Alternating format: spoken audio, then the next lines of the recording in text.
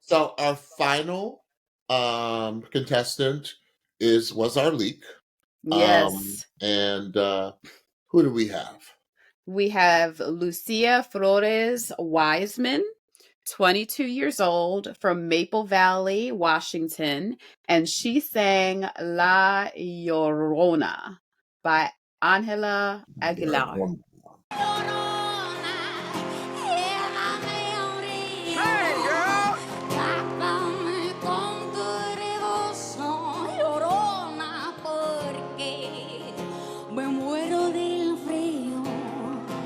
Yeah. So I just said everything, y'all. Everything, just everything. I said the voice.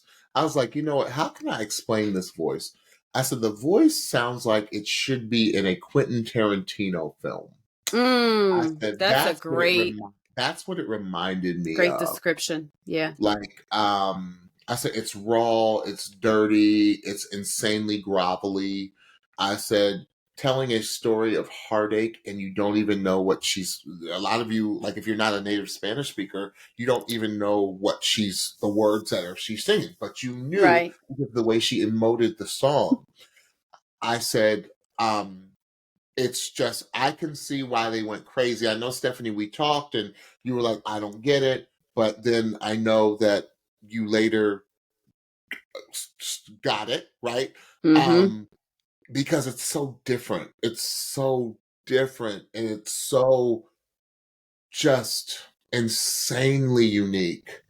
And I hope she keeps this style through all of her songs because I think we're going to hear some incredible art when we hear songs that we know. And if she keeps it, like if this is her voice, right?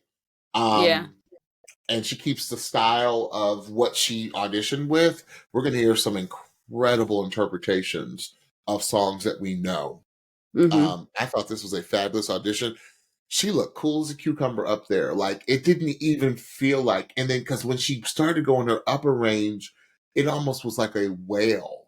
And it just looked like it was as effortless as it was in her low grovelly stuff. And I just was like, the sky's the limit for this young lady. She is incredible. To me.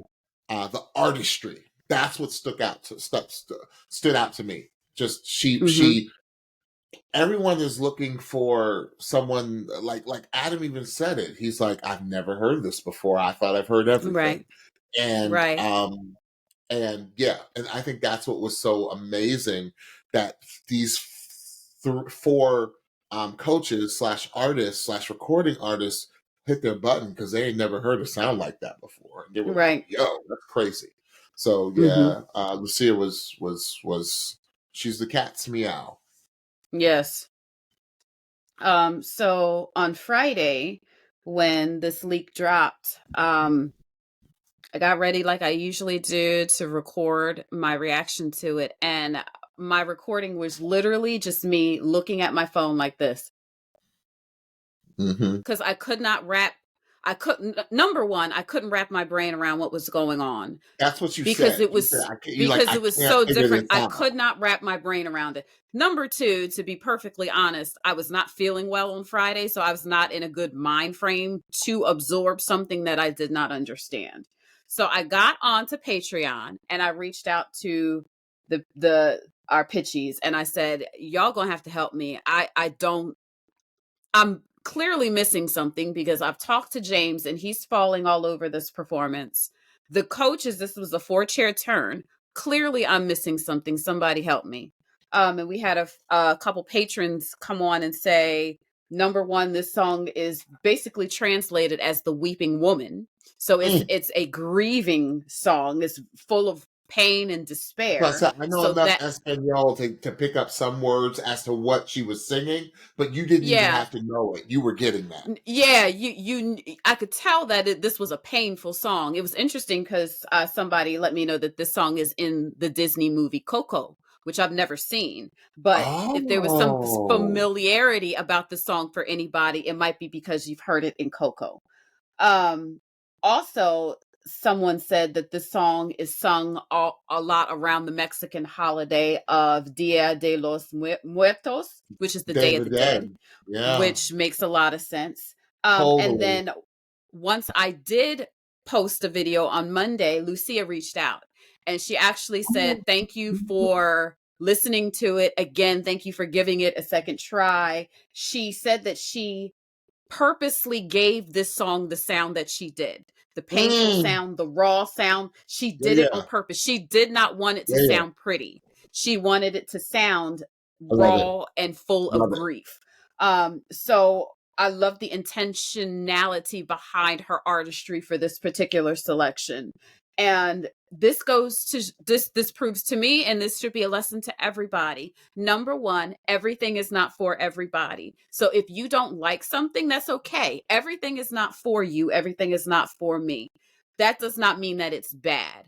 Also, make sure that you are giving something a fair listen. I'm glad that I did not post my original post, which would not have been bad. I just did not understand. But but knowing that I was not feeling well, I didn't feel like that was a fair representation of me listening to what I've come to find now is this masterpiece, just because I was not in the right frame of mind. So if you don't like something from the beginning, maybe give it another shot. This reminded me of Mark Sheba from last season, who had kind of a gravelly, interesting voice that I did not like until he sang What a Wonderful World, and then I loved it. So don't be afraid to give something a second and third listen if you don't like it right away. She is brilliant. She is an artist. She has everything in her voice. And James, I'm going to push back on one thing that you said. She's not going to do this to every song because she's intentional. Her voice is not going to sound like this for every song because she's going to be very intentional with her song choices and how she wants them to sound. So I'm really looking forward to hearing the other layers and textures to her voice, because just like I said of another artist, I think that her talent is unlimited. I think that she can do pretty much anything with her voice. So I'm so excited to hear more. And just a note, I was on the Voice app as I was watching the show last night, and she said one of her favorite past artists was Mafe from a few seasons ago. Yes. So I was like, yes, Mafe. So yeah, I have come to really the same place. Who's that? Who was my guy that sang with Bodie, the duet, one of our favorite duets? What was his name? Who sang with Bodie? I think they're from the same place, because John talked about going up to with his wife to Satoshi show, which is where the Riesling is made, and I think he sang there too. Yeah, Jaden, thank you. Jaden sang. I think they're from the same area in Washington State, if I remember correctly. Because Jaden. Oh, okay. Yeah, Jaden is from Washington. Remember, John kind of dissed Jaden before he knew who he was. Remember that whole thing? Yes. And yeah. So I don't know what's coming from that part of Washington State, but come on. That was crazy. Yeah. All right, Stephanie. So who did Miss Lucia go with? So again, she was a 4-chair turn, and Adam had the most compelling pitch. No. So she went with Team Adam. I love when Adam put his feet up at the end and was like, he was like, I won. Was she the only 4-chair turn, or was Colby a 4-chair turn? I can't remember. She was the only 4-chair turn of the night. Olivia should have been a 4-chair turn, but Buble did not turn for her. And then Michael tried to like backpedal, talking about, well, maybe she's a steal. And then what did John say? Adam ain't giving her up. He ain't giving her up. He said he ain't giving her up. Right. He ain't giving her up. Yeah, right, Buble. You messed up. Boom, boom. Right.